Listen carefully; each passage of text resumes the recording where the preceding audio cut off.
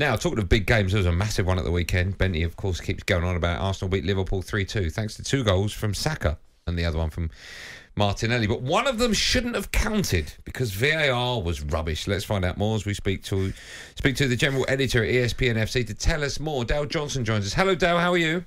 Hi, Andy. I'm not too bad. Yourself? I'm good. I'm very well. No, I heard rumblings of this, and then we're getting more details as the sort of hours have passed. Where are we at with this? Have VAR come out and confirmed that VAR couldn't actually pick up Saka, so he may have been offside, but they couldn't tell one way or the other?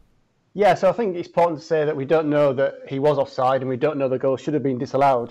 The situation is the VAR wasn't able to draw the offside lines onto Saka, which means we don't know either way. And so, because it was such a close decision, the VAR had to go with the decision that was on the field, which the linesman didn't put his flag up, so it was onside, and so therefore Saka remained onside. Now, what actually happened is all the Hawkeye cameras which are used for the offside lines, there's 5 of them. There's one on the halfway line, which is the normal broadcaster picture that we see for a match. Then there is a camera on each 18-yard line and a camera on each goal line. Now, they're the only 5 cameras that are calibrated for offside. Now, what happened with Saka is, at the point that Ben White played the pass, Saka wasn't visible on any of those 5 cameras, which are used for offside, so it wasn't possible to draw the offside lines on him. Dale, let me ask you, I've got a quote from the Premier League. They talkSPORT the following. As guidance, Saka was not visible in any of the 5 cameras, you've just said that are calibrated for virtual offside line purposes. He was visible in the tactical camera, but because this was not collaborated, no lines could be drawn on this camera. So here's my question, right? Does that mean that every time Arsenal play, there could be a player that supposedly disappears? Or will this be corrected now? So this is the same in every match, because what you have is you have the 18-yard box camera, which is just your general Sky or BT camera, which is panning left and right to follow the match. And obviously, when it pans right, it's going to miss out the very corner of that half of the pitch. And it just so happens that this is, as far as I'm aware, the only time this has happened, where the player that the ball was passed to was in that little tiny area of the half of the pitch, while that 18-yard box camera was panned to the right, and so Saka was missing from it. But this is a limitation of the system, which currently uses the broadcast cameras. Now, when the semi-automated offside comes in, which we see in the Champions League, that will have its own bespoke camera system, and this issue will be removed. But it's the same in every league. It's, as we saw with the Juventus-Salernitana game last month, where a defender was missed that was playing on the whole of the Juventus defence when the VAR disallowed a last-minute win for Juventus. That was because the calibrated cameras did not have that defender on it.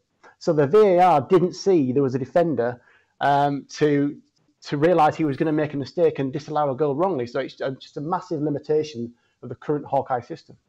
No, it says that there's only 5 cameras collaborated around Premier League, around the Premier League at the grounds. Do you think there should be more cameras than that? Well, I mean, this. Obviously, people will ask this question now, and I guess they could do that. It would certainly, if they had that tactical camera, which we've seen, which we used to do the kick point, which was a much wider view of the pitch, then that would catch this problem. Now, whether in future they will look to calibrate that as a 6th camera, we'll have to see what they say. But certainly, it is something that we've never seen happen before in the Premier League. Do you think if a team was clever enough, they could use that to their advantage when attacking? No. Put a player in the pocket, play the ball a certain way, so that knowing there are camera, linesmen. No, I know, but knowing the camera is going to pick up the ball and the passage of play, sit in the pocket. Could you tactically do this on purpose or not?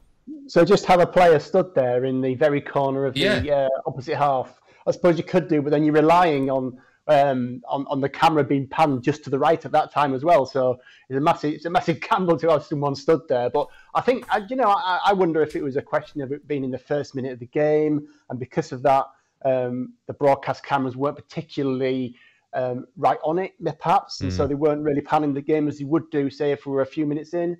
I just wonder if that was part of the consideration why the camera wasn't fully over to the left and had Saka in view, as you would expect him to do. Okay, last question, then I'll let you go. Was he offside? Have they been able to put the lines up to find out categorically one way or the other if he was on or off? No, it's not possible to do with the tactical cameras. There are several, but I mean, if you ask me what I think if he was on or off, I reckon he was probably just onside with the benefit. Me too. I think he was onside. Dale, I haven't asked you.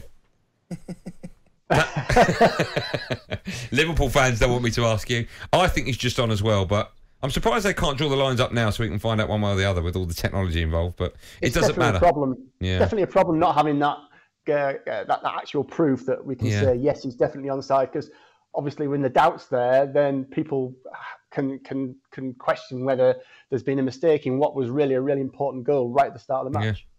Yeah. Dal, you're a superstar. Thanks always for coming on. Nice speaking to you. There you go, Dal Johnson, the general editor at ESPN. It is amazing they can't clear this up now, isn't it? It's weird.